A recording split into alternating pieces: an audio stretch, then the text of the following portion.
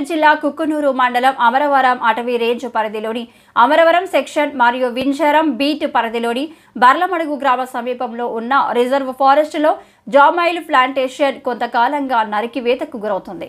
పట్టించుకోవాల్సిన అటవీశాఖ అధికారులు కన్నెత్తి చూడడం లేదు. ప్లాంటేషన్లోని జామాయిల్ నరికివేతపై స్థానిక అధికారులకు సమాచారం ఇస్తే చూసి చూడనట్టు వ్యవహరిస్తున్నారు.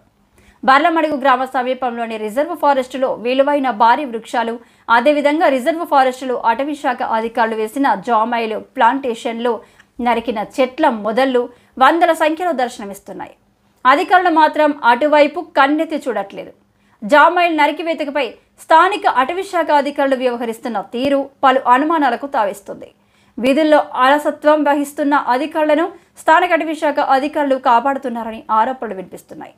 ఇప్పటికైనా జిల్లా ఉన్నతాధికారులు స్పందించి ప్లాంటేషన్లో జామాయిల్ చెట్లు నరికివేతకు గురి కావడానికి విధుల్లో అలసత్వం వహించిన అధికారులపై వెంటనే చర్యలు తీసుకొని అటవీ భూములు, ప్రభుత్వం అటవీ భూముల్లో వేసిన ప్లాంటేషన్లను అక్రమార్కుల నుండి రక్షించాలని పలువురు కోరుతున్నారు.